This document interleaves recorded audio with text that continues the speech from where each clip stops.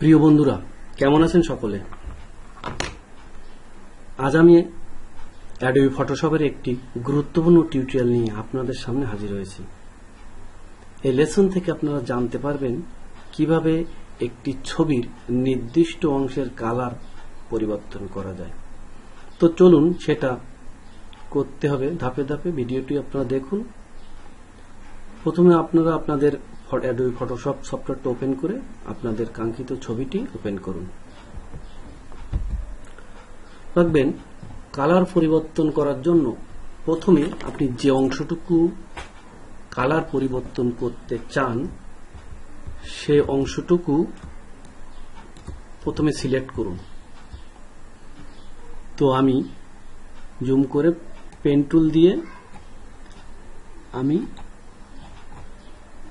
এই অংশটুকুর কালার আমি পরিবর্তন করব।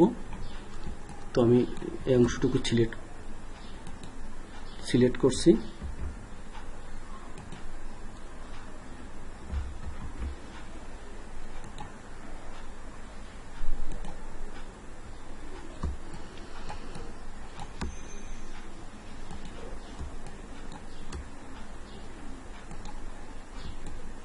আপনারাও প্রথমে সিলেক্ট করে নিলে নির্দিষ্ট অংশের সিলেক্ট হয়।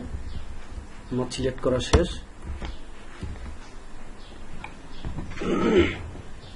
এবার আপনি আপনার কালার পরিবর্তন করার জন্য মনে রাখবেন হিউ স্যাচুরেশনটাই হচ্ছে সবচেয়ে বেস্ট ওয়ে কালার পরিবর্তন করার জন্য।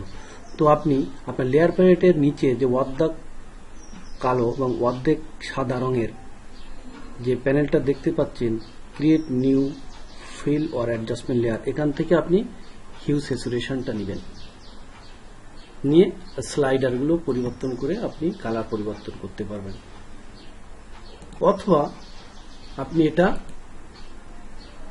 অ্যাডজাস্টমেন্ট এই হিউ স্যাচুরেশন থেকেও করতে পারবেন। তবে আপনারা এখান থেকে করবেন না, এটা নন ডিস্ট্রাকটিভ ওয়ার্ক। এখান থেকে করা হবে কিন্তু পরিবর্তন সংশোধন করা যায় না, কিন্তু এখান থেকে করলে এটা পরিবর্তন করে। যেমন দেখেন আমি কাজটা করি। তো আমি মূলত এইখানের যে অংশের কালারের সাথে মিল রেখে এই যে অরেঞ্জি কালারটা আমি পরিবর্তন করে এই কালো এখানের কালারের সাথে সম্পর্কিত রেখে আমি কালারটা পরিবর্তন করতে চাই। তো আমাকে স্লাইডারগুলো সরিয়ে আমাকে এটা করতে হবে। তো আমি স্লাইডারটা হিউ দিলাম 74। স্যাচুরেশনটা কিভাবে ম্যাচ করা, স্যাচুরেশনটা আমি 100% মাইনাস করে দিলাম। লাইটনেসটা আমি একটু কমিয়ে দিলাম, কত 47, 48, 50, ঠিক আছে 50। দেখেন তো এখানের কালারের সাথে এখানের কালারটা কিন্তু দেখেন অনেকটাই মিল হয়েছে। দেখে আর একটু আমি স্লাইডারটা সরে দিয়ে আরো রিয়েলিস্টিক করা যায় কিনা। আপনি দেখেন, এবার দেখেন কালারটা আপনার সাথে সেম কালার পরিবর্তন হয়ে গেছে। তো বন্ধুরা, কোনো ক্লায়েন্ট যদি আপনাকে এমন কাজ দেয় কালার করে, দেখেন অল্প আপনি 1 মিনিটের ভিতরে আপনি কালারটা পরিবর্তন করে ফেলতে পারছেন। তো বন্ধুরা, নিশ্চয়ই আপনারা বুঝতে পেরেছেন কিভাবে কালার পরিবর্তন করতে হয়। আজ এই পর্যন্ত।